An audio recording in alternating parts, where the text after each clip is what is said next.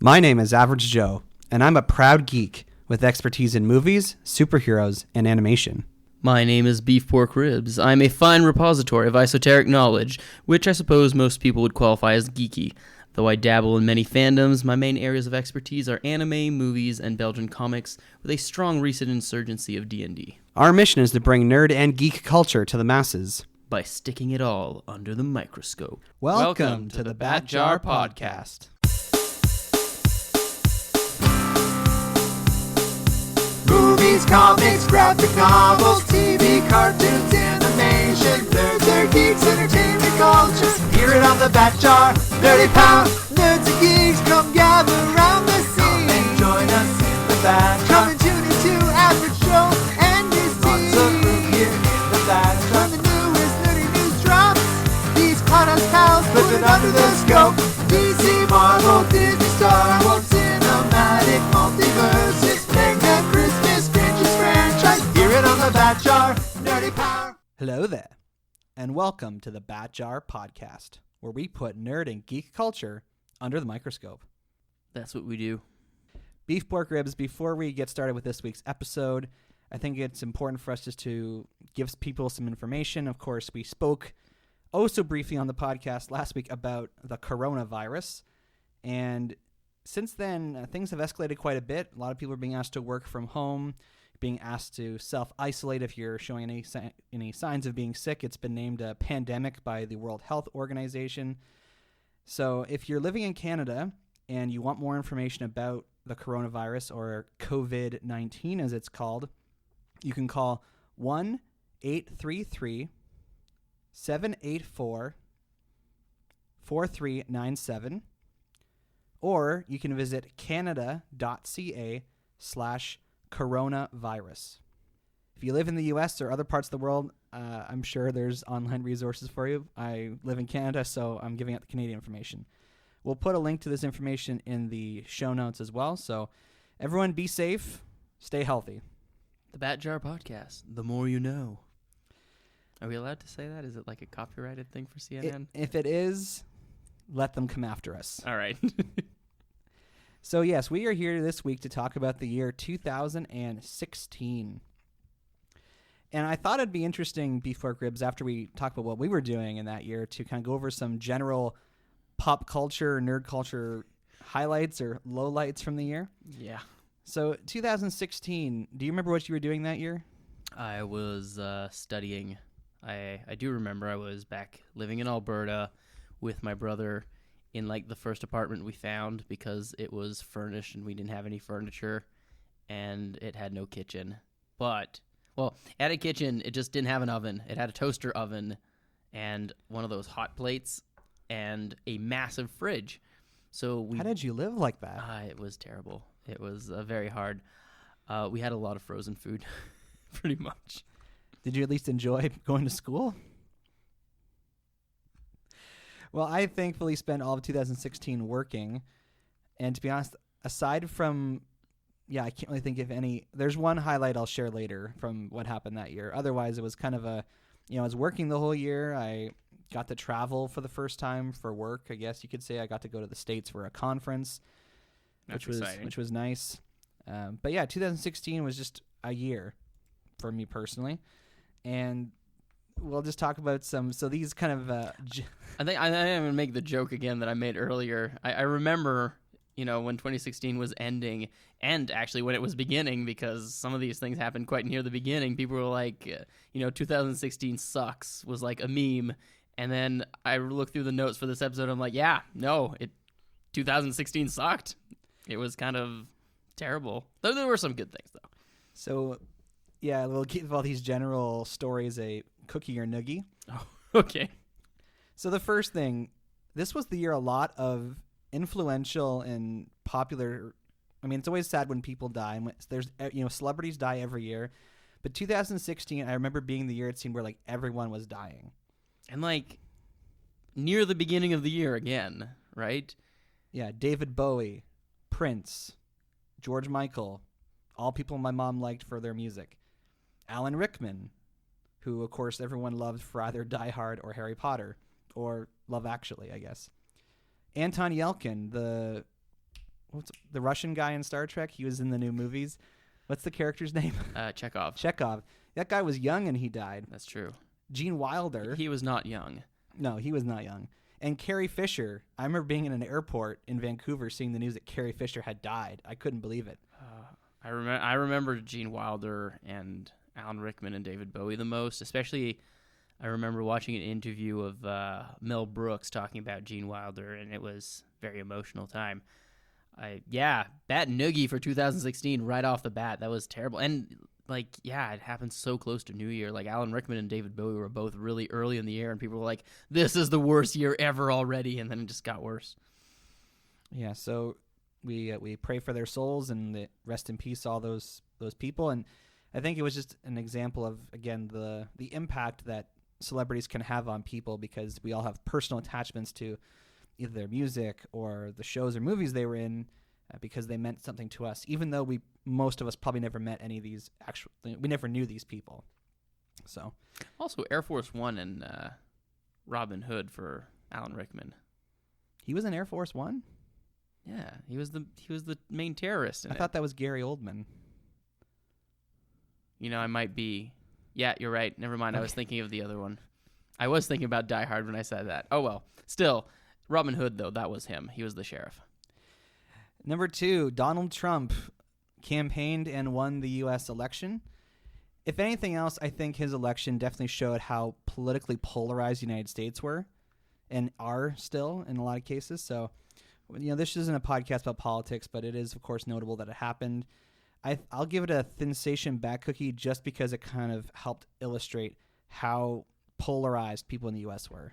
I don't want to get political and give Donald Trump winning the election a bat noogie, but I will definitely give that entire electoral campaign and everything leading up to it a small bat noogie, because it was, it's one thing when some people say, it's the lesser of two evils, but basically everybody that I knew who was talking about the American election that year was like, well, Donald Trump, at least it isn't Clinton, and then, well, at least Clinton isn't Donald Trump, and that felt like that was always the argument, is that they're not as bad as the other one. Not, this is going to be a good leader for us.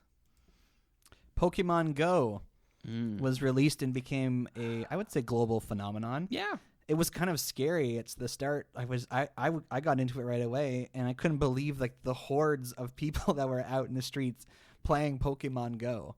I was so very disappointed by Pokemon Go because, well, you have to understand, I didn't play any phone games. I didn't do that. I had a Game Boy, and I played Pokemon on the Game Boy, and I thought Pokemon Go would be, it was advertised as there'd be different types of Pokemons depending on where in the world you are, and I was like, oh, that's exciting, and I thought, oh, it'd be cool when you meet somebody, you get to battle them, and that's only been implemented 4 years later, and I was like, this is so cool, and then it came out, and I'm like, oh, this is basically just a regular phone game, but with Pokemons.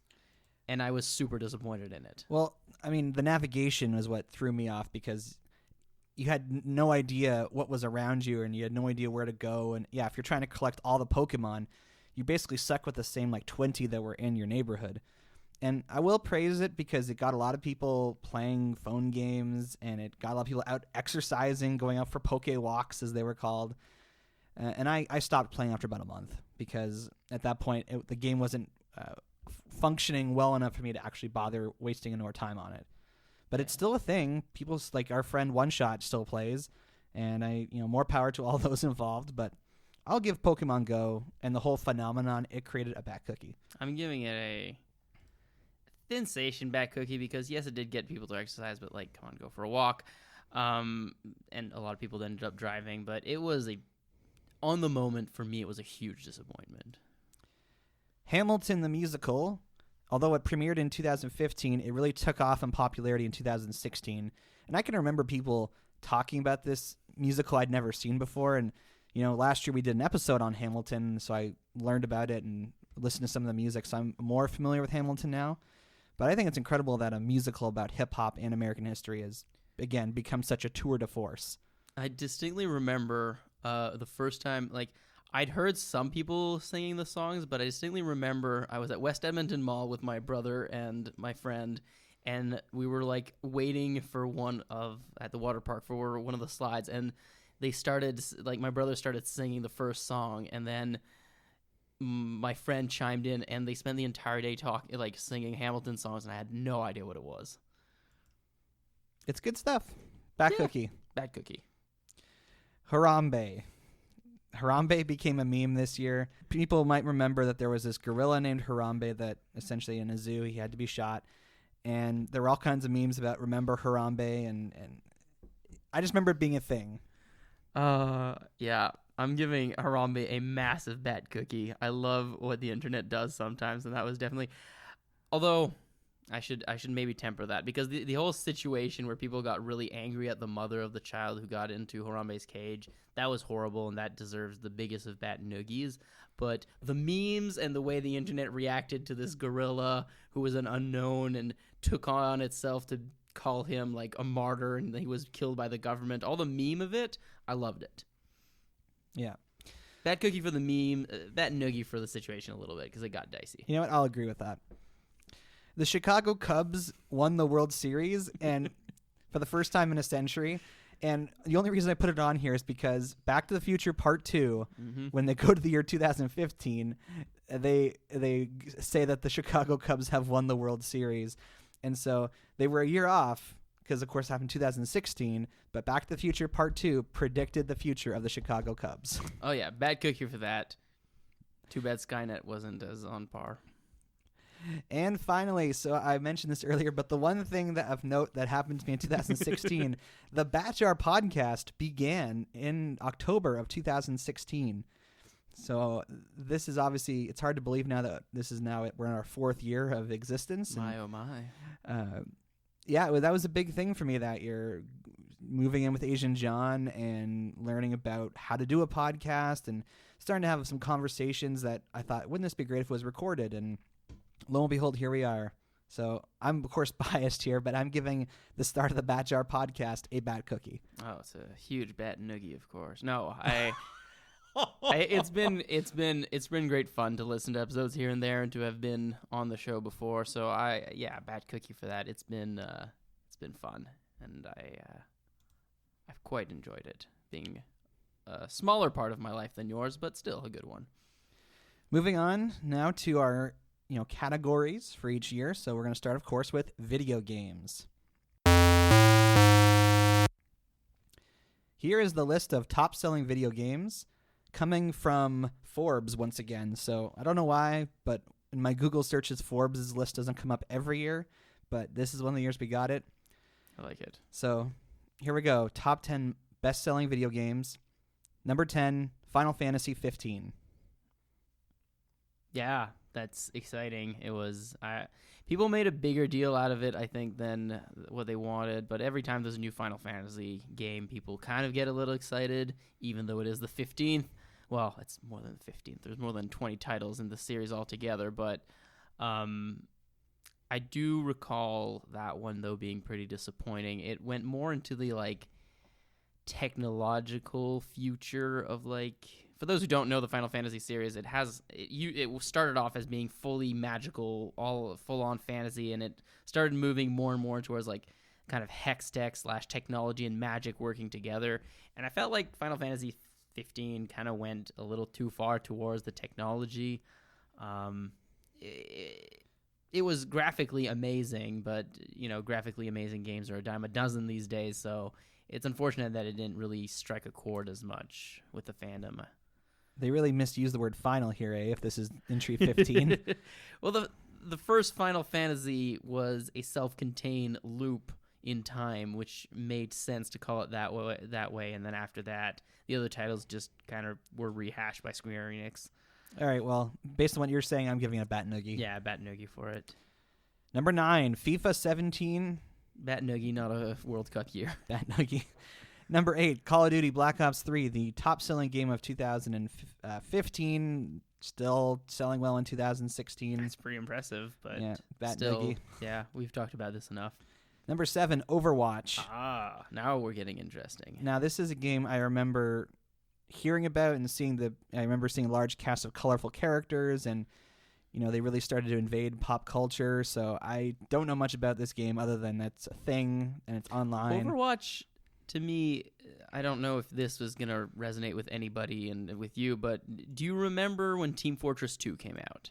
I've heard that name before. It was a similar thing. It's a first-person shooter. It's got people who have different abilities. It's less about their role in the battlefield because Team Fortress 2 was like the heavy, the soldier, the spy, and things like that. But it is very much like character-based, and it took this interesting kind of new spin on doing like we're going to talk about some of the other ones, but like it's a team first-person shooter mission-based thing, but where you have kind of a lot of characters you can pick from. And it was also something like an original Blizzard game because Blizzard had kind of like, done spin-offs of World of Warcraft and of Warcraft for a while. Like even Hearthstone, which was their big thing, it was Heroes of Warcraft. It was all characters from the Warcraft universe, and this was something new that they created and that they put a lot of effort into, clearly. So it was exciting to have something new, and it still remained pretty relevant. People still play it. Bat Cookie. Number 6, Grand Theft Auto 5. We totally lost our bananas last week when we talked about this. We couldn't remember if Grand Theft Auto 5 actually was the same game that had come out in 2013. We thought it was a different one. So we were talking about Grand Theft Auto 5 as if it was a different entry in this franchise that was... And it wasn't. It was just the same game, still selling well. And it's on this list again. So this is now what is this, third or fourth year of release? Okay. And that's just impressive. A video game that was first released in 2013 is still on that list of top-selling video games in 2016. That's insanity. I never realized it was that popular. For that alone, I'll give it a Thin Station Bat Cookie. So will I. We'll have to like play it and do an episode on it, maybe. Like things we remember from the last decades. Grand Theft Auto 5. What was up with that? Number 5 and number 4 are both the football and basketball games. Basketball sold better than football this year, though. Normally, it's the other way around. Interesting. That's a good point. Not any better, but interesting. Still get bat noogies for me. Oh yeah. Number 3, we have Tom Clancy's The Division. I have no idea what that game was. I'm guessing it's an adaptation of a Tom Clancy novel or something. Yeah, but I don't remember hearing about it at all. That's odd. All the other ones I'd at least heard of. Well, I guess that gives me... We'll give a bat noogie then. Yeah, bat noogie. Number 2, Battlefield 1. And I was very confused by this because I'm like, how's it called Battlefield 1? I know we've talked about other Battlefield games before. Do you know why this one was called number 1? I was working on the assumption that it was like a remastered because like around the same time they also redid like Halo, the original Halo, like Combat Evolved. They had the Halo Special Edition. That was made more recently, and that's what that was. I wonder if that's what it was. They like redid like the storyline of Battlefield 1, but updated kind of the graphic and the game engine and everything. It says Battlefield 1 is the 15th installment in the Battlefield series, and is the first main entry in the series since Battlefield 4. So there's no real explanation. Oh, I think it says it's set during World War I. So that might be it. It's just chronologically, it's the first. Like the events of it are earlier than other ones, I guess. Yeah, I guess that's just bizarre, but hey, it did well, so marketing must have worked. I guess the first game in the Battlefield series was called Battlefield 1942. Yeah, a good game. So, which is in World War II, so therefore later. All right, well, must have done well. I guess I got to give it a Bat Cookie. Oh yeah, Battlefield games were fun. And number 1, Call of Duty Infinite Warfare. And instead of us just saying, well, it's another Call of Duty game, I did find some interesting piece of information about this particular game. Apparently, the trailer for the game on YouTube at the time was the second most disliked video on YouTube. That's impressive. And people say this is part of a campaign by fans of Battlefield 1 and disgruntled Call of Duty fans. They were basically showing their displeasure with where the Call of Duty franchise was going, and they felt that it was too similar to other games, and that it had the same vague, futuristic setting as some of the other Call of Duty titles. And the Forbes article does say that it did actually sell much less than other entries in the Call of Duty franchise, but nonetheless, it still was the highest selling like physical copy video game release of the year. So, and when the game actually was released, the critics praised it. I guess it had better improvements over other Call of Duty games, zombie modes, visuals, yada yada. It seems like it underperformed, like I said, compared to other Call of Duty titles, but despite it not doing well and despite having its people not liking it, it still sold more games than anything else.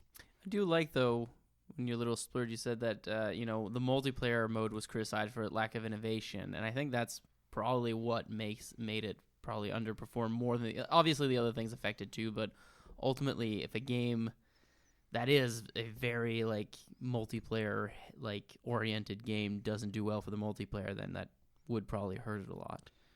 So I'll give it a Thin Station back cookie because it is kind of impressive that even though it was received poorly by some, it still outsold everything else. Yeah, we'll go for that.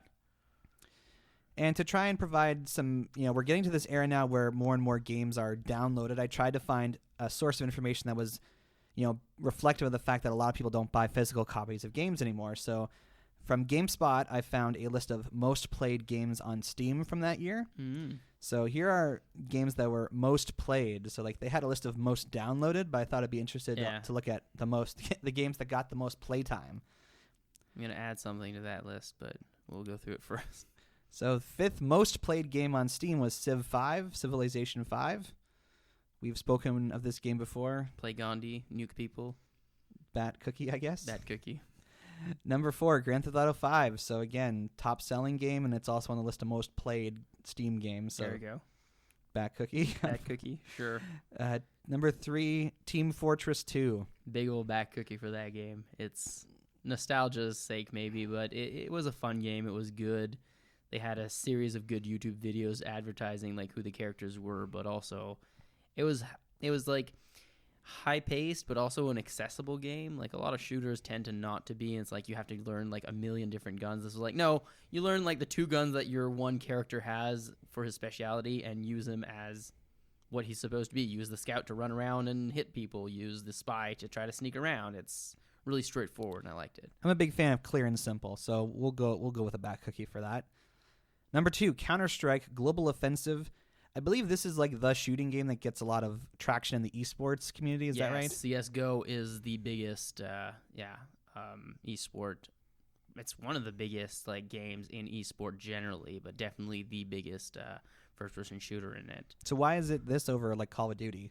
Because it's a good game. No, I think it does have to do again with the simplicity of it, with the fact that Call of Duty is meant so that literally anybody can just pick it up and play it casually, whereas CSGO did pretty early on start to balance the game towards competitive play, which means that what game balancing is. Basically, you're trying to make it so that characters aren't necessarily overpowered, but some games choose to just pick how they balance the game and how they change the different abilities or the way that characters or that mechanics work based on a general player experience, whereas other games start doing it towards the competitive scene. And CSGO has always been a lot more competitive in that sense that there were very early on in the game, there were rankings. The ELO system, which is a really weirdly complicated way to determine how good you are compared to other people, was early on part of the culture of that game. So just being competitive and having your ranking was always something the game focused on, whereas something Call of Duty is really aimed at having everybody being user friendly for them. I heard there was some kind of updating yourself. I heard there was a YouTube controversy with Counter-Strike this year where Counter-Strike people, I guess, were gambling on themselves, or I didn't really look too much into it, but it just goes to show how big it was that people were kind of, it's athlete. You hear about athletes who gamble on their own games, basically Counter-Strike players were doing that. So yeah, I mean, definitely it's a really big one for esports. I'll give it a bat cookie. Why not? Yeah, I don't like the game, but I don't like shooters. And the most played game on Steam was Dota 2. And this is where I have to show my bias.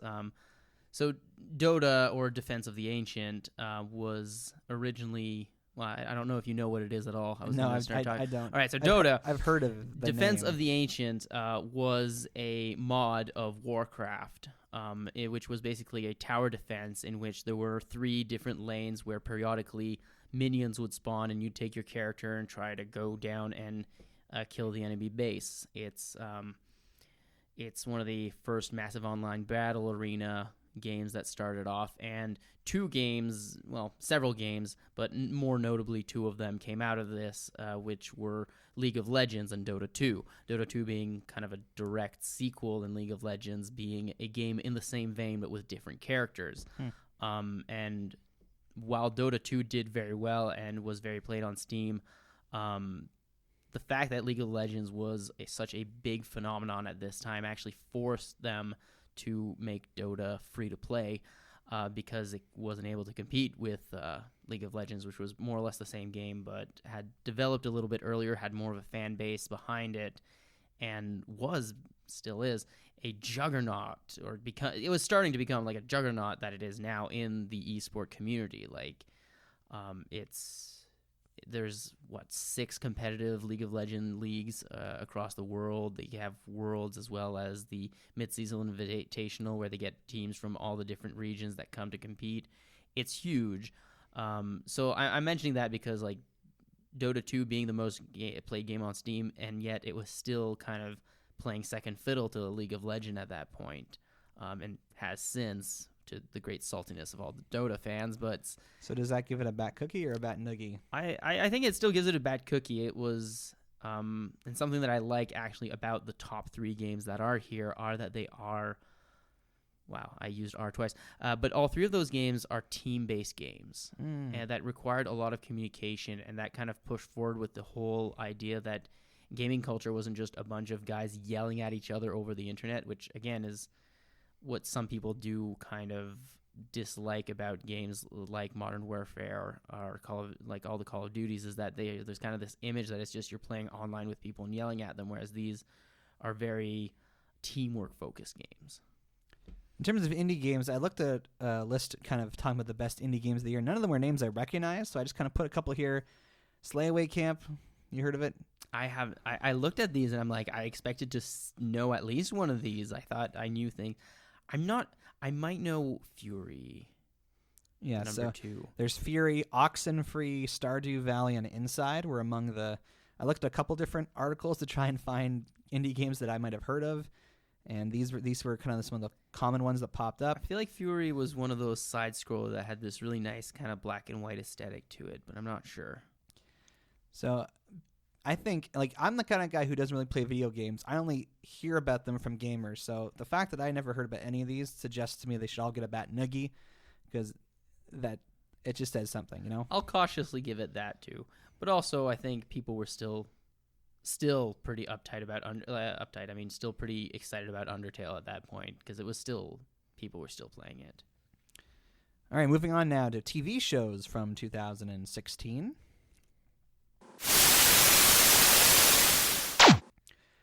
Our most watched show list comes from Cinema Blend this week, and these are the Nielsen ratings. So these are, of course, that's the company in the States that, for whatever reason, they're the ones who get to publish the ratings for how many people watch all the TV shows. Okay.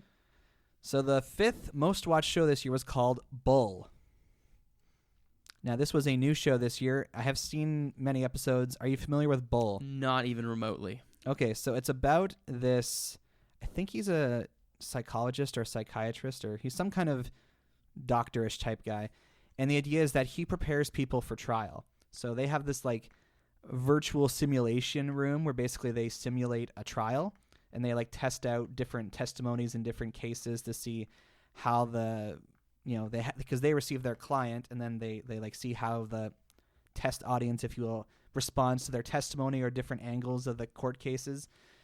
And it's kind of sci-fi because obviously, like it's basically like a danger room kind of situation where they can simulate a whole courtroom situation. And if for somebody like myself who knows very, very little about the legal system, it is kind of interesting to see how it's almost like they're playing a video game, actually, because they can kind of try out different scenarios before they're playing Ace Attorney. Yeah, kind of. That's basically what it's like. And the lead actor was formerly on NCIS, and so this was, I think, it kind of got some of the NCIS popularity with it because he brought the fans over with him. Fair enough. So yeah, it's totally unrealistic, but whenever I have watched it, I've found myself enjoying it. It's kind of like House, because like House always gives his diagnosis and then something's wrong and they have to readjust. Okay. You've convinced me to give it a Bat Cookie, even though I've never seen it. I'll trust in you. Bat Cookie. Number 4, The Walking Dead Season 7. This is apparently the point when Negan was becoming a series regular. Oh, okay.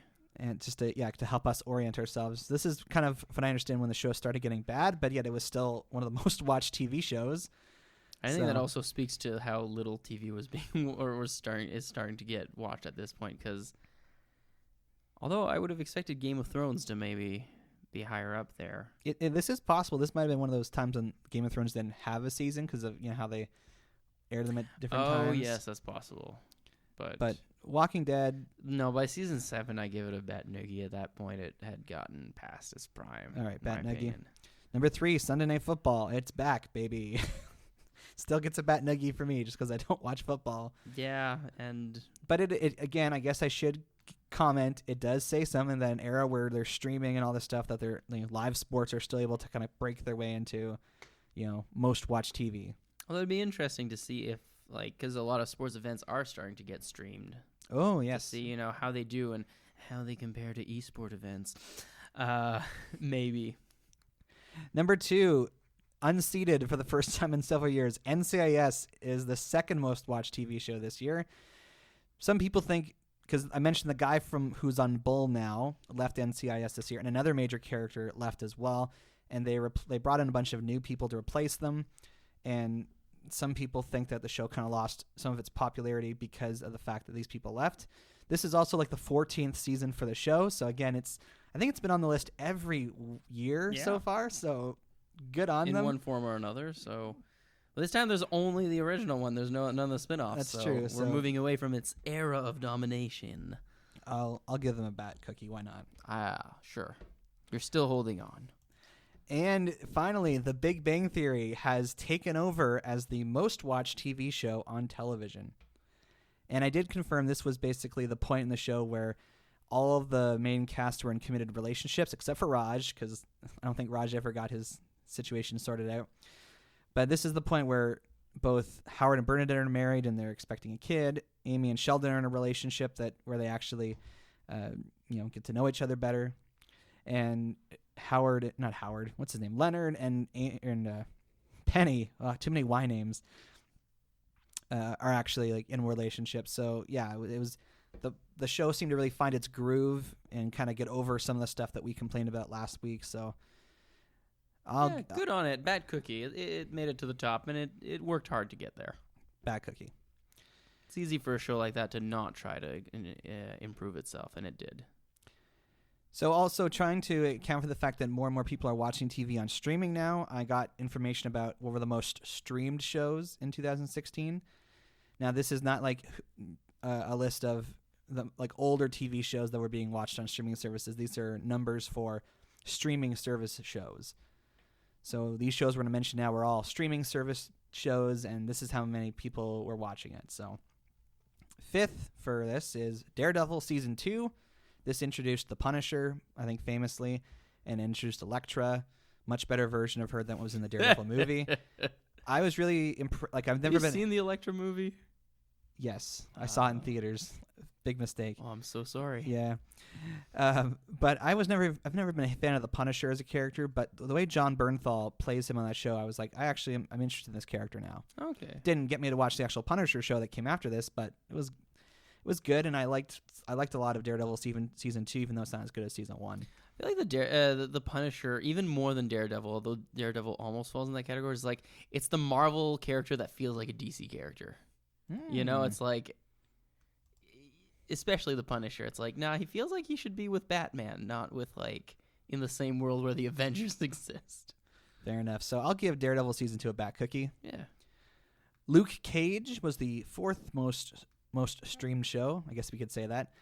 I knew nothing really about. I'd seen Luke Cage in a couple animated shows and I was comic aware that books. Luke Cage existed. Yeah, but I actually really liked Luke Cage season 1, and we covered it on the Bat Jar. It was one of our first episodes, actually. And yeah, I enjoyed it. It got me to care about a character and characters that I had previously had no interest in. So I'll give it a back cookie. I'll give it a sensation back cookie. I did find that we have been in an oversaturated comic book world. I know you probably would not agree with me on that, but I enjoyed when I was still able to keep up with almost everything that was comic book-ish without having to be super invested, but now it's basically impossible unless you get super invested. Fair enough. The third most streamed show was Fuller House. This was the revival of Full House, and I've seen like maybe one episode. I don't even know what the premise is. It's like one of the kids from the original Full House now grown up and has kids of their own. And Okay. it's like the Next Generation, I guess. It's like Star Trek: The Next Generation, except it's Full House: The Next Generation. I do like there's a big skip though. Like there's like a 9 million download or watch difference between the two. That seems like a big difference for like something that was kind of really nice action and then like, family friendly-ish kind of thing. Yeah, so I mean, it's impressive to has fans and that it was able to like revive something from the 80s. So True. And speaking, back cookie. Speaking of reviving the 80s, wow, that was a nice transition. Yeah, there. so the second most streamed show was the first season of Stranger Things, which if you look at the numbers, it's like just a matter of thousands more downloads than Fuller House. But I've still yet to watch Stranger Things. I know everyone talks about it. It's on my list of things to do. I watched the first two, so I didn't watch the first season until like halfway through the second season being released. And my little sister was very excited about it. And she's like, "Oh, you're gonna love it! You're gonna love it!" And I watched it, and yeah, I liked it quite a bit. It is very 80s nostalgic. It is a good show. It was going interesting places. Past tense. Well, no, I still think it has something to say, but I just hope that it doesn't overstretch what it is able to do, because I've just felt personally that Stranger Things has been steadily going downwards since the first season. And not at a great rate, but I still think the first season is definitely the best, and the second season was better than the third, and it's worrisome for the fourth season if that keeps up. Well, I'll give it a bad cookie. But definitely a bad cookie. The first season of Stranger Things is great. And the most streamed show for 2016, Orange is the New Black, Season 4. I have yet to watch this show at all. I know the premise of it, but it it's never seemed like something that was particularly interesting to me. I mean, I've never enjoyed prison shows in general, so the fact that this is just another one of those, I guess the big difference is that's a women's prison. It's still really not a show I would want to watch, but I got to give it props for being so popular, so bad cookie. Sure, we'll go with that. Bad cookie. And new shows that started in 2016, Westworld. This is a show I've seen one episode of. It's an HBO show, so it's kind of hard to watch unless you pay for HBO. But the one episode I watched was very intrigued by, and I can understand why it's popular. Are you familiar at all? No, I don't. It's like this sci-fi show where basically rich people can pay to play, and they're not really playing. Well, I guess they are. There's like these android. I'm not doing a good job of explaining this, but it's like rich people get to pay to live in these like kind of like movie sets, and there's all these advanced androids that are like living in the world with them, and so they're getting to live out fantasies of like living in the Old West or whatever. Okay. And they're among all these robots, and the robots are starting to learn sentience, and at least that's the episode I saw. So Westworld's like this theme park you can go and essentially like pay to spend time in. It's like it's kind of like VR, except you're actually like physically in a space, and there's interesting AI concept. involved. I'll give it a bad cookie. I'll give it a sensation bad cookie because it's been done before very well. So we've already talked about Stranger Things. Yep. About half the new shows that are noteworthy are Netflix originals, so we're starting to see the dominance of that. This Is Us is a show that I understand makes people cry, but it's something people talk about a lot. I have yet to watch any of it myself because I don't. It's not the kind of thing that appeals to me at all. It's like, oh yay, you're feeling good or sad. I'm not sure, but who cares? I'll give it a bad cookie. I'm giving it a bad noogie. The Crown started this year. Oh. Netflix original. I remember a lot of people talking about it a lot, but I don't know. The obsession with the British royal family is one I understand for British people. Never got so much, unless I'm thinking of another show. No, it's about is. Queen Yeah. Elizabeth II. Yeah, I Matt mean, Smith is in it from Doctor Who. Yes, I know. That's the only reason I've considered watching it at some point. But My I parents never love did. it, so for them, I'll give it a bad cookie. All right. The Good Place started in 2016. I've heard of this show. I've never seen it. All I know is it has all the same actors as Brooklyn Nine-Nine. Well, not all of them, but it's about purgatory or somebody who goes to heaven. They're not supposed to be there, and Kristen Bell's the main character. It's on Netflix in Canada as a Netflix original. It airs on NBC in the States. I'll check it out eventually, but it gets a thin station. I don't know if I will. But maybe. I feel like it's also. I feel like the concept of like heaven, hell, and purgatory is something that like purgatory was done to death in TV, and the whole idea of like heaven, hell, and purgatory is either like way too controversial or way too stupid. But if you're going with way too stupid, Japan has done it that better, and if you're going with way too controversial, then it just isn't as enjoyable. Yeah. DC's Legends of Tomorrow. Ah, yes. The second official spinoff of the Arrowverse. This basically took a bunch of the side characters from either Arrow or Flash and threw them in the plot of Doctor Who. That's my best explanation of the show. I like it. That sounds great. The first season had a kind of like a serialized storyline where they were trying to prevent one specific thing from happening. They were trying to defeat an immortal from taking power at one point in history. So they traveled different points in history to try and stop him. And it kind of got a mixed response. The second season went a little lighter and sillier, and people seemed to like that. So unfortunately, it sort of continued that way and got sillier and sillier. And the budget got smaller and smaller, so you saw less of them in their costumes and less of them in, like the Atom, who shrinks, is one of the characters in the show. I think they started using their powers less. I'm not sure why. Yeah. That kind of thing. Yeah. That's unfortunate. So I don't watch it anymore. Kind of like Supergirl, I kind of fell off with it, so I'll give it a thin station, bat cookie at best. I'll follow on that. The Ranch. Have you seen this show? No. It's a Netflix original, kind of. Is it like a horse girl show? No, it sounds like a horse girl show. It's kind of, it's like. Actually, I don't know what kind of ranch they have. I think it's like cows or something, but okay. But it's like Ashton Kutcher, Alicia Cuthbert, Sam yes, Elliott. I have heard of it. It's a sitcom where they say the F word, which is interesting. You hear a laugh track with the F word on it, like that's different.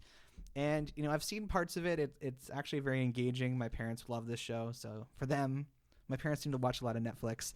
I'll give them a bat cookie. Okay, I can give a sensation bat cookie.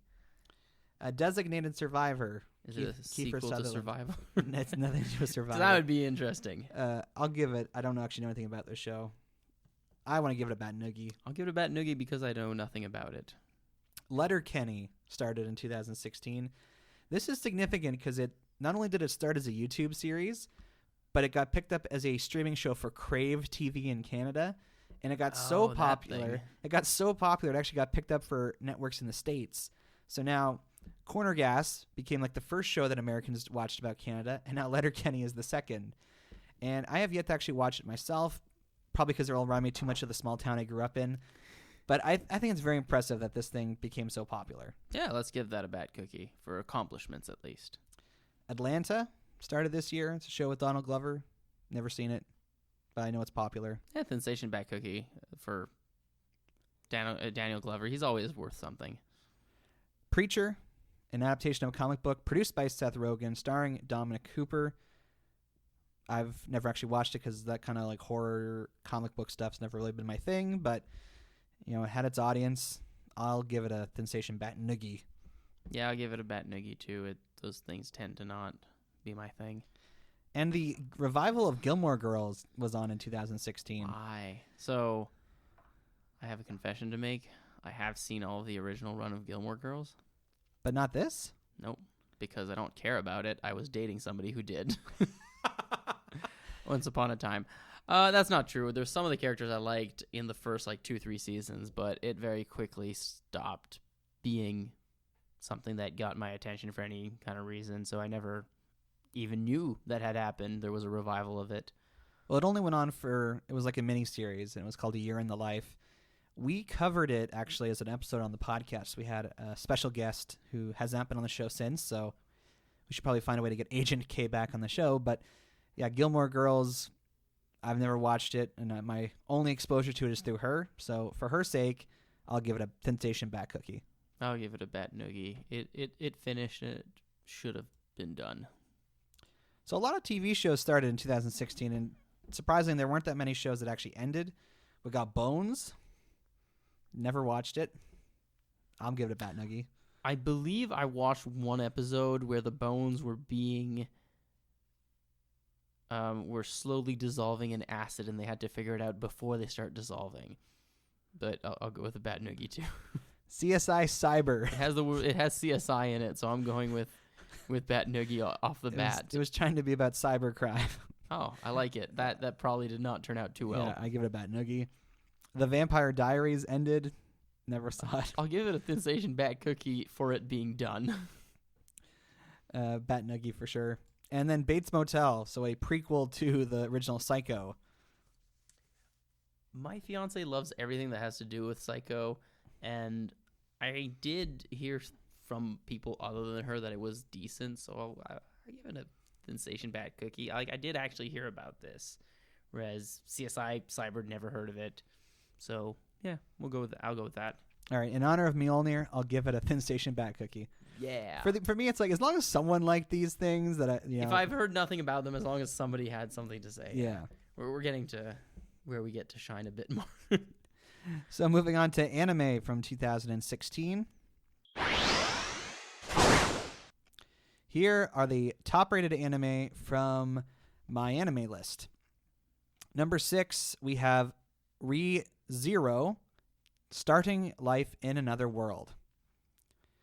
Now, you've mentioned the word isekai on the podcast before, and we've mentioned it previously, but for a refresher, isekai is a genre of manga, light novels, anime, where a character from modern-day life often is, by some means, transported into a fantasy world or a sci-fi world, or basically some planet or realm of existence that is not ours.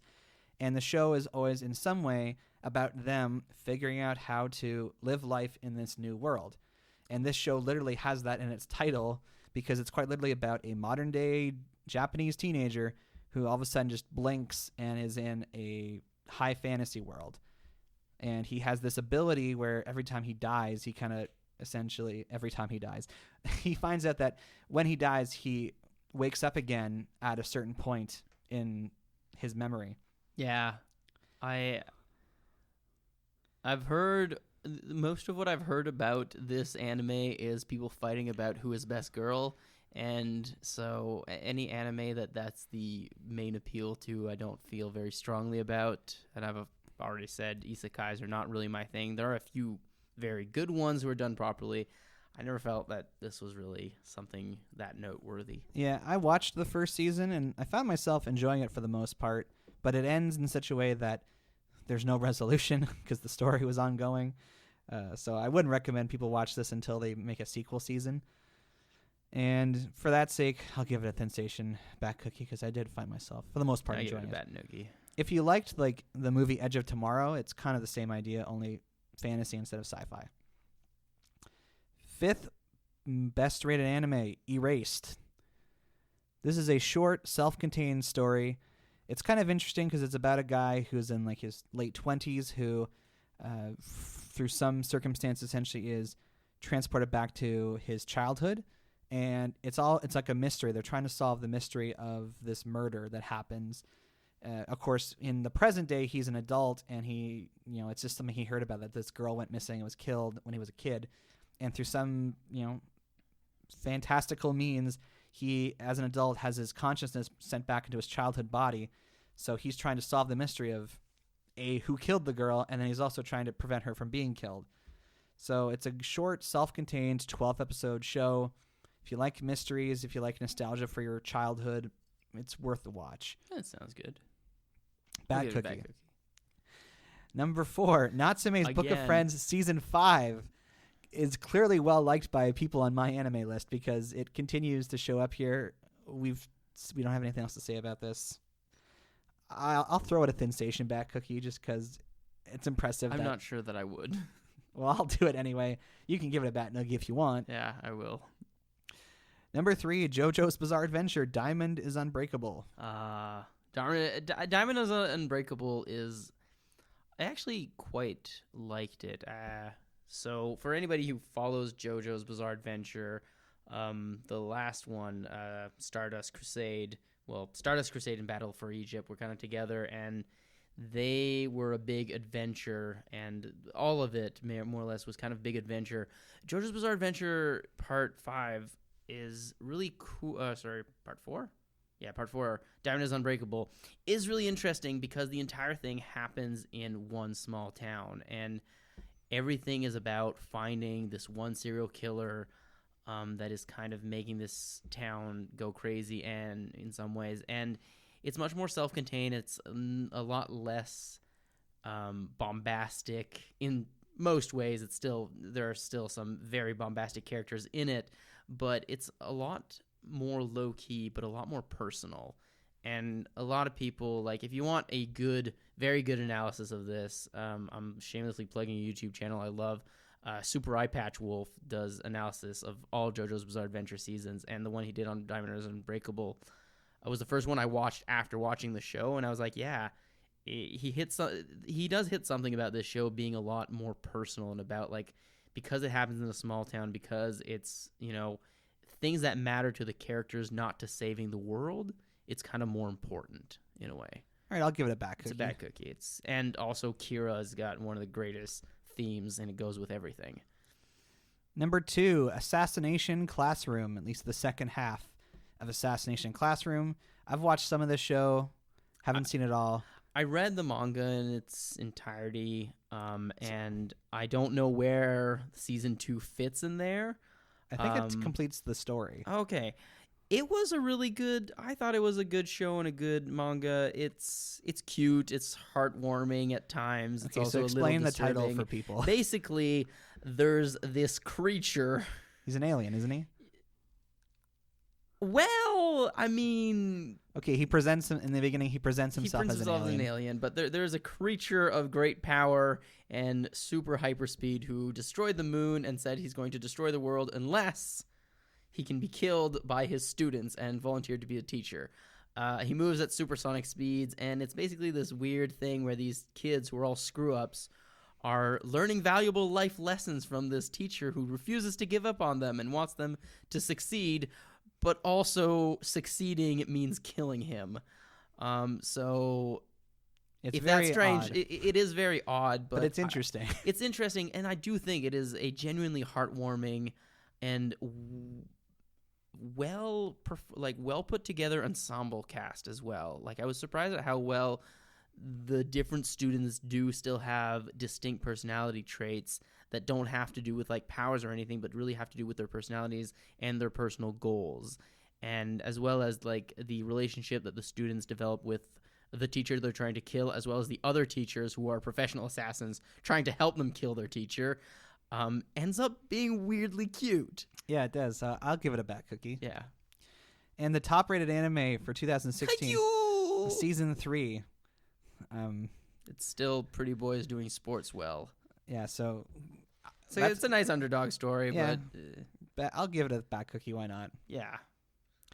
Other noteworthy anime shows from 2016, we have Yuri on Ice. I actually watched this because, first of all, the theme song is really nice, and it's a singer who's Japanese, but he's speaking in English, and it sounds like it's understandable in English, so that made it nice.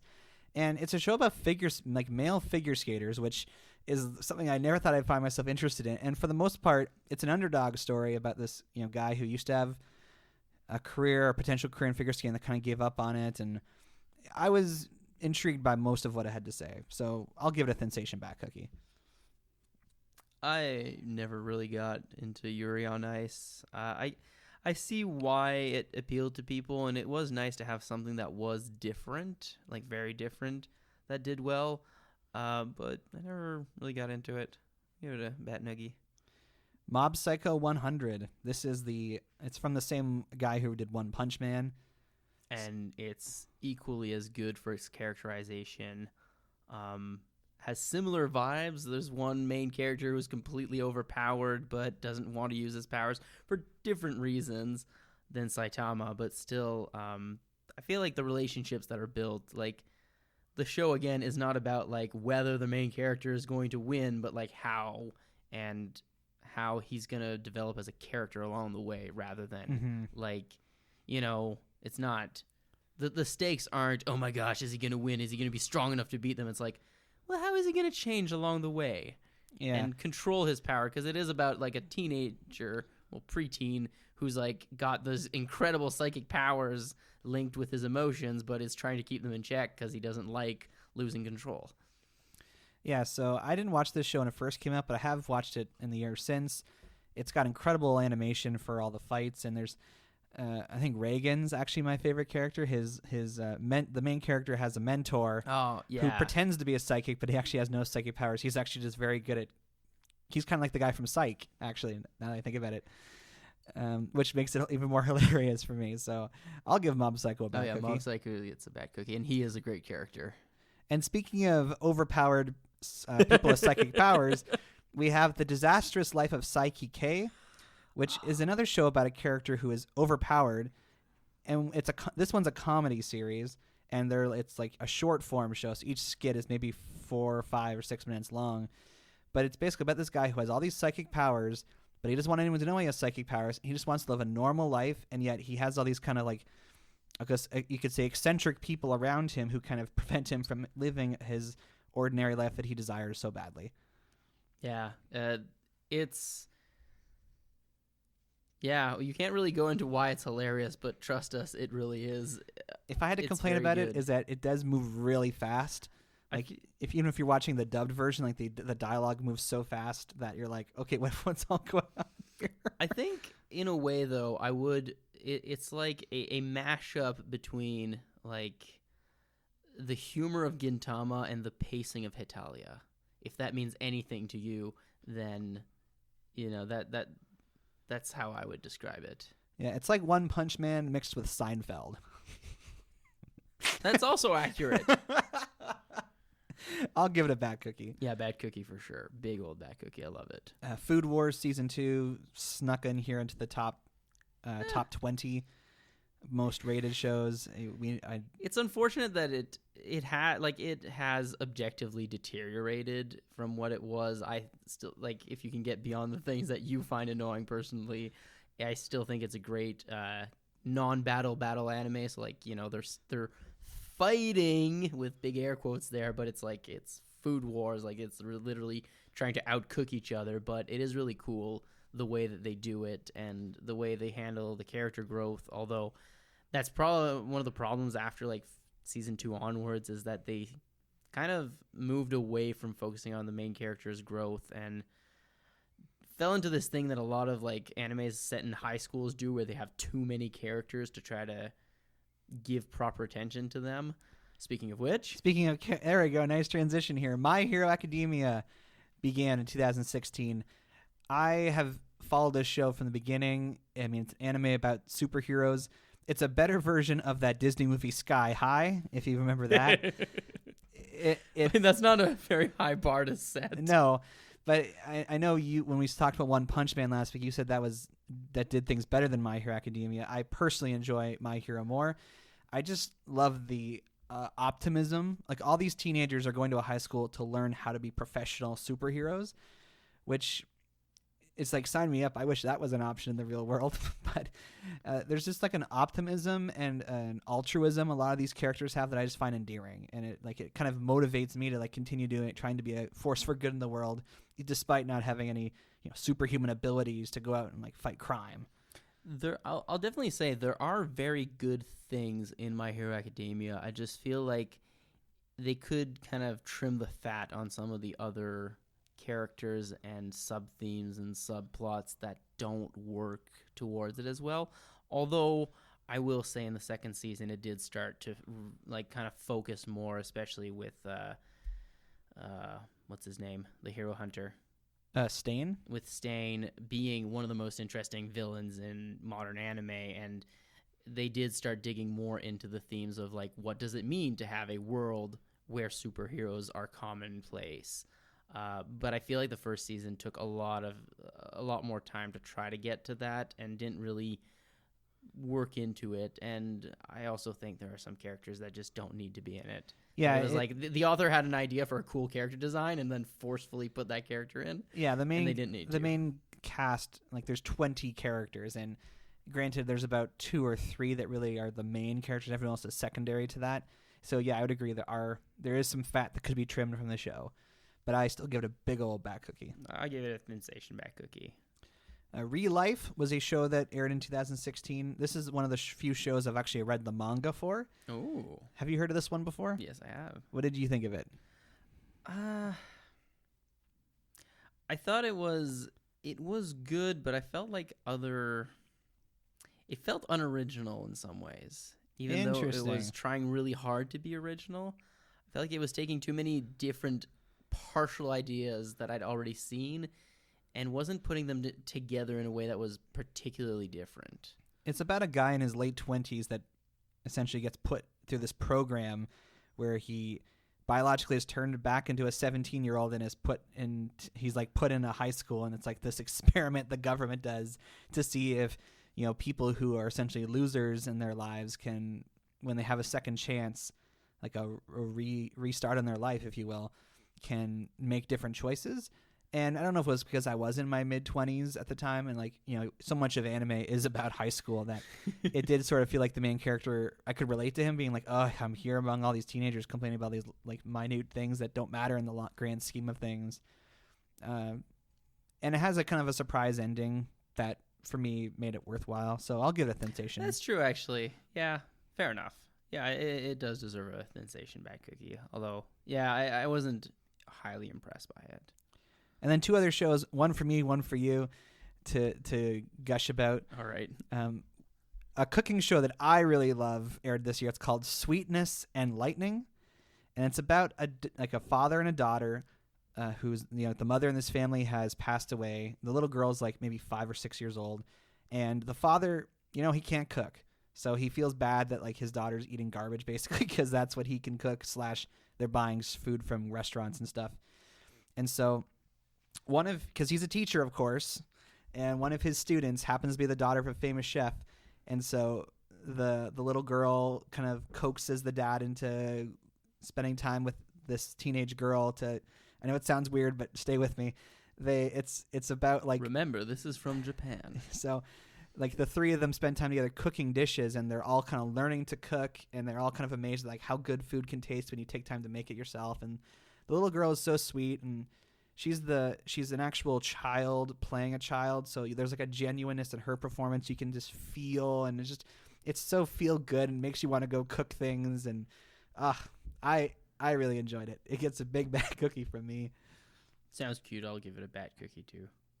And then I'm sure you wanted to talk about this, but the Ace Attorney anime aired this year. I mean, I still think the video games are much better than the show, but following it did the Phoenix Wright Ace Attorney started off as a video game and then got a manga that was made after it, and then got an anime. It's about this guy who is a lawyer, and whose boss is part of this family of psychics, and then she eventually passes away, but her sisters, who are also psychic, try to help him solve the cases. It's a very interesting because you are both the defense attorney and the detective. Like you are it plays half like a courtroom drama, half like a detective game, and the show kind of held to that. And so wait, is he cheating the same way Daredevil's cheating in court? Oh no, it's much worse. He literally has like weird he has like weird powers that help him to realize when there's something wrong. He'll see chains showing up around somebody that he needs to like unlock their secret. So like, Oh, really? it's even worse. Like Daredevil just knows when he's being lied to. He knows when he's being lied to, and then knows when he's asked the right questions to not be lied to anymore. So. But nevertheless, it's very goofy, and if you haven't played the games, like I did find that was kind of one of the weakness of the show was that if you haven't played the games, you don't know what the plot is. It's hard to follow because they kind of skip over some details that maybe should have been introduced a little bit better. But if you have played the Ace Attorney games and you like them, I would recommend watching it. All right, I'll give it a bad cookie. Why Yeah, not? I'm giving it a sensation back cookie. It wasn't amazing, but I was really excited about it being made, but the results of what it actually wasn't amazing. All right, so there's a couple of really big anime movies that came out this year, but before we talk about those, I just want to mention there was a Yu-Gi-Oh movie that came out this year. It was called Dark Side of Dimensions. It was meant to be a 20th anniversary thing for the Yu-Gi-Oh franchise because the manga had started in 1996. And what was really impressive is when they turned it into English, they actually got back all the original English dubbed cast to play their parts, with the exception of one actor who had passed away. And it was really cool. I thought Yu-Gi-Oh was older than that. Yeah, so as a fan of Yu-Gi-Oh, it was really cool to see it again with like new refreshed animation. And from a story perspective, I'll praise it because if you ever, if you watch Yu-Gi-Oh, the main character kind of takes a backseat to his alter ego, to the Pharaoh. And he seems like a huge wimp because basically every time trouble comes along, the Pharaoh takes over and is like, I'm in charge now. But this film, Yugi is the main character. And this might be a spoiler, but the Pharaoh doesn't really show up to save his butt at all. He kind of like does it all himself. So. Ooh, spoilers. You Bad might cookie. as well just say what his name is. Bad cookie. Did you see it? No, I didn't see it, but I'll believe you and give it a bad cookie. I have it on DVD. We should watch it sometime. Agreed. So yeah, 2 anime films came out this year that got Oscar buzz, even though they weren't nominated for them, and they were really popular. So the first one, of course, I've mentioned before, is called Your Name. It's a very, I was like, first of all, just visually, it looks very impressive. Like part of the story is set in this like rural town, and so you see these sunrises over water and hills and mountains, and everything looks very fluid and impressive, to the point where I've watched it in English, and you can tell that they're dubbing really hard because the mouth flaps are so well done to match the Japanese dialogue that the English dialogue they've kind of dubbed over is kind of forced because they have to really match these lip flaps that are designed to fit the Japanese words. I did not watch it dubbed. I've watched it subbed, as I watched almost all my anime. It was really highly hyped, and when I finally saw it, I was like, yeah, that's cute, but I didn't think it had, like, it visually, yeah, stunning movie, and kind of well done, but it didn't hit me as hard as I thought, and I think a mutual friend of ours really, really, really loved it when it came out, and then he watched it like 20 times and showed it to other people, and the more he watched it, he was more like, oh yeah, it was good, but maybe I kind of overhyped it. I still think it deserves a bad cookie. It was very good. It was a nice story. It's kind of like Freaky Friday because these 2 people switch bodies. Twist, if you want to call it that way, was interesting. Although I saw it coming, but it was still well handled. Yeah, it's like Freaky Friday, except it's 2 people who don't know each other that switch bodies, and they learn about each other's lives, and they help each other grow, and they try to find each other. Yeah, it's big old bad cookie for me. It made me cry. Oh.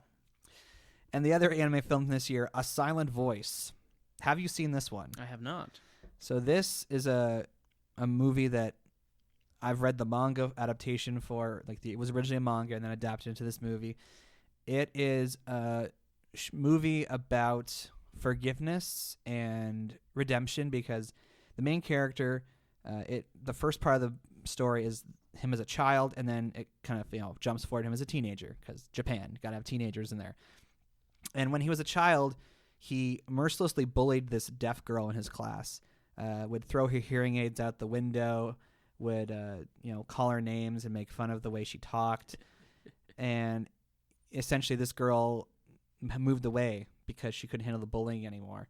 And he becomes isolated because everyone singles him out as the leader of all the bullies, and he essentially grows up to being a teenager with no friends. Essentially, he's at the beginning of the film, he's suicidal because he feels like he's been a waste on people's lives.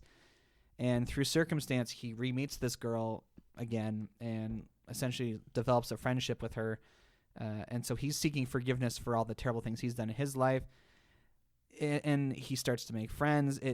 It really didn't get as much buzz as Your Name, but I think it's not as good as the manga.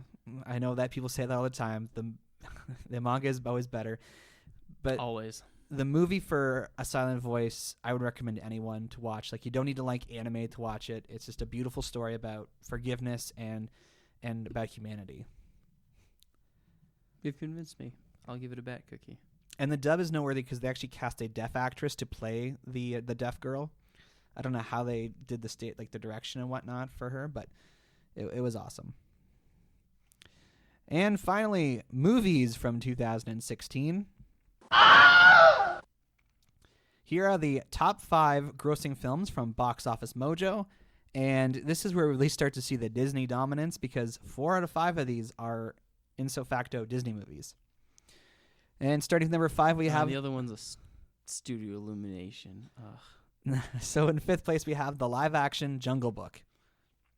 I have yet to see it. Really? The only thing that was semi-convincing me I might want to go see it was the fact that Christopher Walken was King Louis. Oh, it was perfect. But it's still that alone was not enough to make me go watch it. I found it really enjoyable. I was shocked at how well the live action animation was. The little boy who played Mowgli, I can't remember his name right now, so I'm sorry, but he was very good in the role. And it made the very segmented storyline of the Jungle Book a plot for a movie, like an ongoing plot, and it did what the Disney live-action movies should do. It took the original story and film and added layers of complexity to it and made it like just a better version of the same story. So I give it a big old bat cookie. I can give it a bat cookie then. I just re-looked at this list and realized I only saw one of these movies in theater. Sorry, two.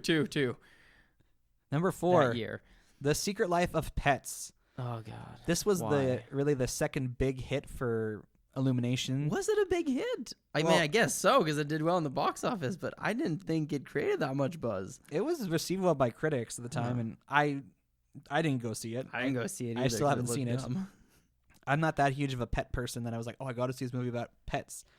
I felt like I'd seen enough animal shows and movies. I feel like I don't know. There are other movies that have done that before. I mean, Flushed Away was a great, what happens to the pet mouse when the family leaves. Yeah, or even like 101 Dalmatians. Yeah. So I'll give it a bat noogie. Yeah, bat noogie.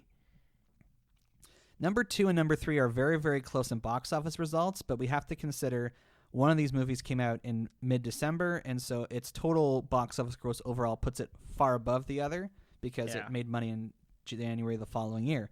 So in 3rd place, we have Captain America: Civil War. Surprisingly, not one of the ones I saw in theaters. What? Oh, yep. I was so excited and nervous for this movie because I saw, as the news was coming out, how more and more of the characters and actors were coming back for it. And I was like, how are they gonna do the Civil War comic book storyline, which is one of the few comic book stories I've actually read? How are they gonna do that justice? They didn't. Well, you know what? It's good. Do it justice, sure, but they just didn't do the Civil War storyline. Yeah, no, they took inspiration from the Civil War comic book. But just hearing how many characters are going to put in there, and it's like, oh, Black Panther's going to be in it, and then the Spider-Man announcement came out. Oh, Spider-Man's going to be in it, but the X-Men were not. Yeah, I was genuinely almost worried if the movie was going to be able to handle all of this, and it did so beautifully. Yeah, and everyone had their little moment to shine, and the fact that I didn't see it shouldn't be a reflection of how I think the movie is. I have seen it since, and it is a good movie. Again. I was wary, though, also because it had, like Age of Ultron, had the name of a famous, storyline in the comics. But I'm like, but they don't have the X-Men. They can't do Civil War because you can't do Civil War without the X-Men. Well, what they did worked out very well for the MCU and for what they were doing. And I think we mentioned it when we were talking about Age of Ultron being a good setup for Civil War. I think the payoff of Civil War might almost kind of, if I didn't love Ultron, justify some of the things that they did in it. Yeah, and you know what? Like, the Honest trailer for Civil War made a joke that this is what happens when you have no good villains. Is like you gotta have the heroes fight each other. That's true. I mean, they didn't try to make any outstanding villain for that, but it still worked. Yeah, and it's impressive because really there's like 3 or 4 films that have come out from the MCU since then that found their grounding in Civil War. So it was a great movie. It's probably one of my favorite MCU movies. I gotta give it a bat cookie. Yeah, I'll give it a bat cookie. Number 2, Rogue One, A Star Wars Story. I enjoyed this one a lot. I think it's one of my favorite of the Disney era Star Wars movies. It's one of the 2 movies I saw in theaters. What do you think of it? I liked it. I liked it generally, though there were some things about it that felt almost a little too forced. I don't know, the very end of it was kind of like trying to justify how it was connected to episode 4. I'm like, everybody knows, you don't have to show it. Like, it was cool, and it did create this whole, like, everybody was talking about, oh, Darth Vader went from being a badass to, like, doing nothing seconds later at the beginning of New Hope. And it's like, yeah, okay, but you know that these are different movies, guys. But overall, the movie, yeah, went well. Alan Tudyk was great in it, which he's always great, but I enjoyed his character immensely. It was a reminder of what a good droid character should be. Yeah, and again, it was, I mean, there's no spoilers. It's like, it was hard for me to engage a bit with the characters because, like, none of these characters in the other movies, they're all probably going to die. But yeah, that's true. It did a good enough job of making me care for as long as they were on the screen. So Donnie Yen was in it too. Great actor. So I'll give it a bat cookie. Bat cookie, yeah. And the highest grossing film of 2016, a movie I have yet to see, Finding Dory. I'm going to be honest with you. You're not missing that much. It was a movie that had a choice between being its own thing or making references to Finding Nemo, and it chose to try to do both, and so, in my opinion, it didn't work. The parts where it was focusing around Dory's story and making her the central part of the plot were good, but then they would do a bunch of callbacks, and they would have this, like, mission of Marvin and Nemo trying to find her that had nothing to do with the story. Like in Finding Nemo, it is very much the story of Nemo as much as it is the story of Marvin. You get both of them growing differently. Like, Nemo with the fish in the aquarium are kind of, like, teaching him, and he's learning things about himself, and Marvin is learning about himself. Marlin, is learning about himself and kind of growing, and then the two mesh together. Whereas in Finding Dory, there was the story of Dory, and there was this weird side thing that happened sometimes with Nemo and Marlin, and it didn't really mesh. See, Dory was just, I just didn't enjoy her character in the first film, so when I was like, wow, they're making a whole movie about her, I mean, no thank you. So, yeah, I'll give it a bat nuggie. For people who like it, I'm sorry, I just don't enjoy her character. Yeah, I'm giving it a bat nuggie too. I didn't really enjoy it. I honestly, the only reason I watched it was because I was babysitting my little cousins, and then we watched it on Netflix. That's how I watched it. Other films of note from 2016, Deadpool came out. Yeah, that's the other one I saw. I saw it on Valentine's Day when it came out. I was very impressed with this film in so fact that it actually was able to do what it wanted to do. It was an R-rated superhero movie. It got the character Deadpool right. He looked great. I'm not a huge fan of Deadpool as a character, but I was able to enjoy the movie. So I'll give it a bat cookie. Oh, yeah. Big old bat cookie. I saw it on Valentine's Day with my brother and our friend and his girlfriend. It was great. We drove from Edmonton to Calgary just to go see it. Zootopia. Yeah. Zootopia. Good movie. I saw it. It's I think I've enjoy it less as time goes on, and I don't think it's as great as people made it out to be. But I still enjoy it. It has some of the same things as, like, Inside Out, where it did a few things very well, and then others not at. Like Inside Out had a few scenes that were very good about, you talked about it, like portraying that sadness and joy kind of sometimes go together. And I feel like that was the same thing with Zootopia. Some of the issues the movie was tackling were great and were done subtly and well. And then other times it was just like, oh, really? I wonder what the message is here about racism. Like, when it was subtle, it was good. When it was kind of just in your face, it kind of lost that. Yeah, I'll give it a thin station bat cookie. I'll give it a full bat cookie. I liked it a lot, actually. But I haven't rewatched it. Batman versus Superman, Dawn of Justice. The fact that this is the 8th highest grossing film of the year is inexcusable. Batman and Superman are the two most iconic, most well-known superheroes in the world. So the fact that a movie with both of them in it did this, I mean, it didn't do terribly, but the fact that it did this should have just remade the animated movie. Yeah, honestly. The Superman the Animated Series crossover with Batman is a better crossover, like the world's finest. It's better than this. And I was talking about the Batman versus Superman movie, the one that was like that was a prequel to the Return of Batman. No, it's the Batman. It's the one where like old. It's okay. But anyways, there were precedents for doing this properly, which DC had done in the animated world, and then they made that. Are you thinking of The Dark Knight Returns? Yes, that's what I'm thinking about. Okay. Yeah, they should have just done the plot of The Dark Knight Returns, which is basically what this movie was, but not. Yeah, I mean, we did a whole episode on this movie, so I defend it to a point. I think the overall, like years later, with hindsight, they put controversial versions of Batman and Superman in a movie together, and that's what made it do so poorly. Fun fact. And they picked a Luthor that wasn't Lex, and people were very upset about that. Well, the fun fact here is that they decided to greenlight Civil War after Batman vs. Superman was announced. And so for a while, these two films actually had the same release date, and then Batman v Superman actually chickened out and moved its release date back. And there are a lot of similarities between the movies, and it's just unfortunate that, again, the one with the more iconic characters did poorly. And they tried to shoehorn a lot in there to set up their universe. It's unfortunate. However, I'll still enjoy it enough to give it a thin station bat cookie. I don't think I can go that far. But speaking of unfortunate, Suicide Squad.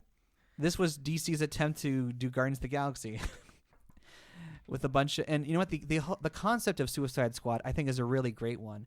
It's morally ambiguous. It asks the question of, if criminals are doing good things but they're being forced to do it, is it still good? And what does it say about like a government that's willing to basically force inmates to go on suicide missions? I think there's a very interesting story that can be told with the concept of a Suicide Squad storyline. Unfortunately, this just wasn't that movie. Again, they should have just redone Attack on Arkham. Yeah, there's an animated film about the Suicide Squad that would be better, better. Yeah, definitely. And not just because Jared Leto was a disappointing Joker, but also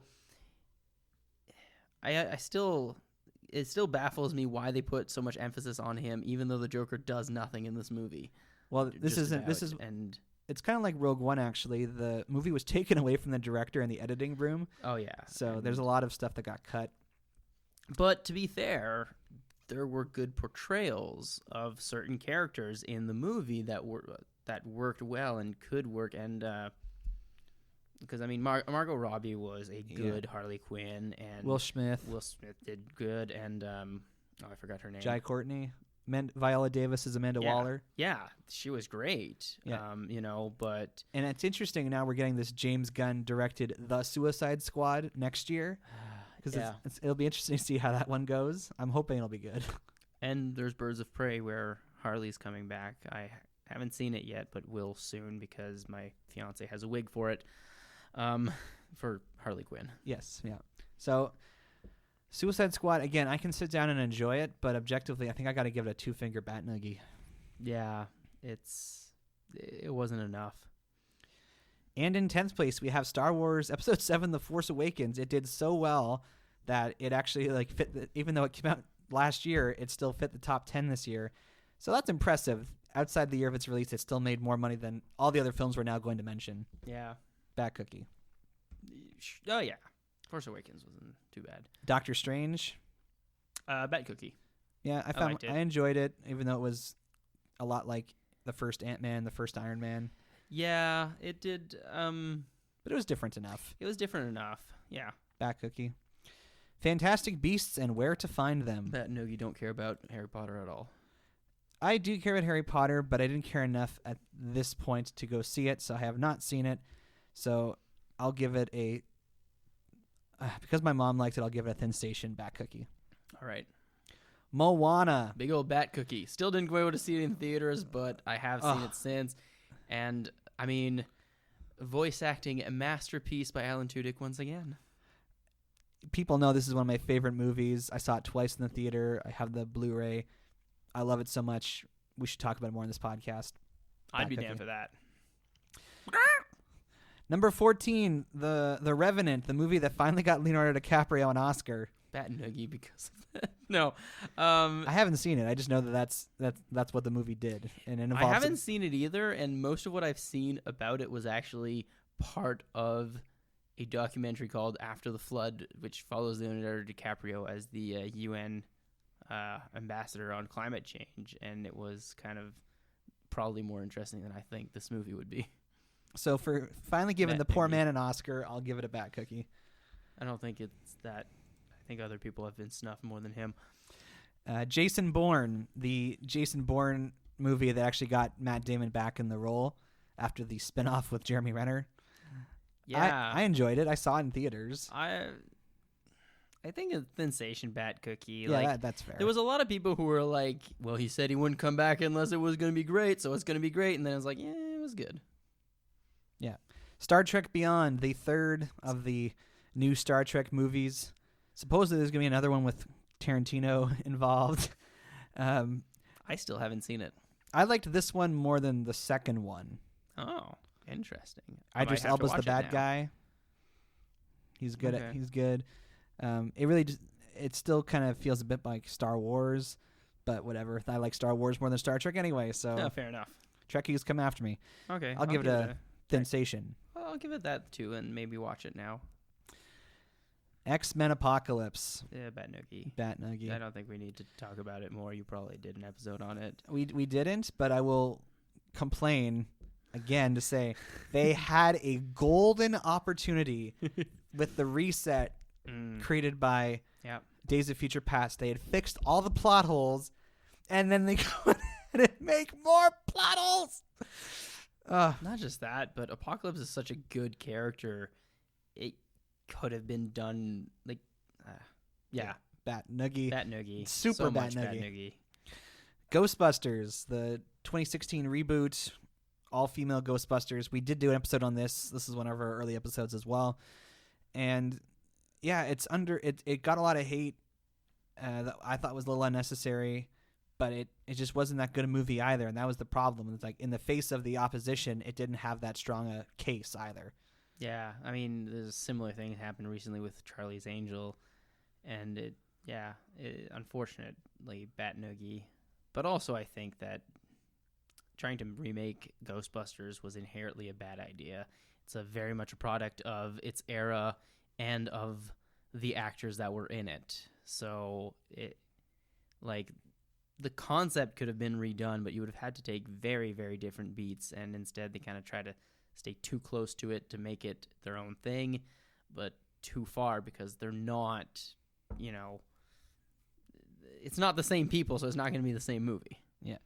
Independence Day, Resurgence. Still haven't seen that one. Oh, I saw it, and let me tell you, I'm not the hugest fan of the first Independence Day, but I was really intrigued with like the setup they were doing for this sequel, and it's like, oh, what if Earth had access to all this alien technology, and it's 20 years later? Jeff Goldblum comes back, right? Or Or is in it? yes, Okay. I think he's in it. I know Will Smith isn't in it. I might watch it just because It's terrible. It's terrible. Is it so bad it's good though? Kind of, but not really. Okay. And it also ends on it also sequel baits at the end. Bat Noogie then for that. It literally ends with Brett Spiner's character going, "Let's go," and it's like credits, and it's like, nope. Yep. And yeah, Bat Noogie. And remember when they thought they were gonna make more than one Dragon Ball Evolution movie? Yeah. So finishing 66th at the box office this year was the Warcraft movie. I never saw it. I almost saw it. I was like, okay, maybe this will be my way to. Haven't seen it. I've talked to a lot of people about it, and they're like, yeah, they had an interesting storyline with what was going on with the orcs, and then everything else was a lore dump that was unnecessary. Yeah, it's like I asked for a friend to explain the kind of setting to me, and it sounded very complicated. I mean, the Warcraft story is pretty complicated. There's like thousands of years of lore technically in the backstory of it, and it's like when I feel like it's kind of the thing with they did with The Hobbit, and they tried to put too much of the Silmarillion in the movie, and it doesn't work because you don't need all the backstory to have a good story in a movie. Yeah, so Bat Noogie for me. Bat Noogie, yeah. As finishing 78th at the box office this year was Assassin's Creed. I think I might have talked about Assassin's Creed the movie when we mentioned the games. You mentioned it, yeah. It was just It came around Christmas. Michael Fassbender was in it. I almost saw it. It had things going for it, but they didn't focus on anything.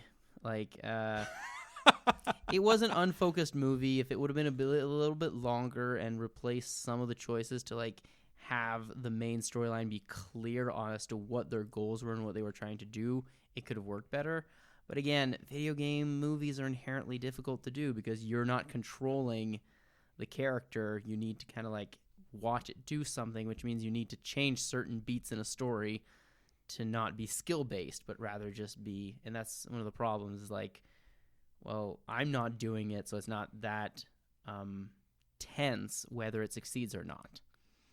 And then these final two movies I wrote on here, they're funny to talk about because they were that year for a minute. It seemed as though two movies had won Best Picture at the Oscars because La La Land, which finished 87th at the box office for this year, was first announced as the winner of Best Picture. And then about halfway through the producer's speech, they had to come back on and say, actually, we read it wrong. It was Moonlight that had won Best Picture. I have seen neither one of these. Neither have I. I just think it's funny that that mistake happened. Bat Cookie for the Oscars screwing up. Yes, but maybe they also accidentally gave the Oscar to Leonardo DiCaprio. Oh, but I did hear good things about Moonlight, and I heard mixed things about La La Land. So I'll give Moonlight a Bat Cookie. I'll give La La Land 8th End Station Bat Cookie, and I give the Oscars screw up huge Bat Cookie because it was just, I remember watching those Oscars and be like, wait, what's going on here? It's very rare that something interesting happens that at the Oscars. Well, I mean, except for Sacha Baron Cohen getting kicked out for coming in character. Yeah, that was something. That wasn't that year, was it? No, that was different year. But yeah, so looking at 2016 as a whole, you kind of said at the beginning of the year sucked because of a lot of things that were going on around nerd and geek culture. And I'm looking at these lists, it's a lot of the stuff that remained popular was either stuff that was going strong or they were revivals or returns to things that were popular before. And even there, a lot of them, even the anime list, there were a few new things, but we had to talk about them and take them away from the top 8, the top 6, 7. And I think the biggest thing about the year was actually Stranger Things. Which yes is an 80s nostalgia trip, but still was an original idea, original concept. Yeah. So it says something about it was a poor year for DC, that's for sure. Yeah, and maybe that's one of the reasons why I reflect badly on it. But yeah, it says a lot. There were some surprises in there, certainly. I didn't expect Moana to be any good, and it turned out being great. I wasn't sure if My Hero Academia would be any good. I really didn't know if Legends of Tomorrow was going to be any good. There were a lot of variables for sure. We were all pretty sure Deadpool was going to turn out good if you'd been watching the previews, but yeah. And even things that have been mainstays throughout this whole mini series of ours, like Call of Duty and NCIS, are starting to slip in popularity. So be interesting to see as we start to move now closer towards the end of the decade if they remain in those positions.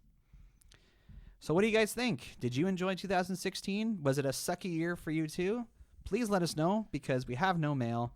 If you're sending us a message through Facebook, I don't have Facebook access right now, so this is a good reason why you should email us. So Beef Pork Ribs, remind them how they do that. If you want to contact the show with question or idea, and we like ideas, send us an email at batjarpodcast@gmail.com.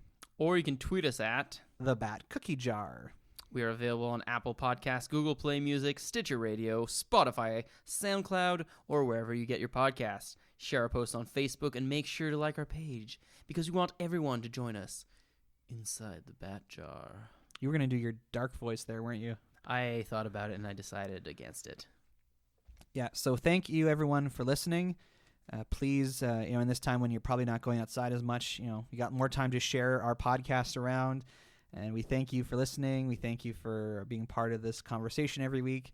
And come back to the Bat Jar podcast next week when we talk about nerd and geek culture from 2017. And until that time, I'm Average Joe. And I'm Beef Pork Ribs. Catch you on the flip side. Where are they?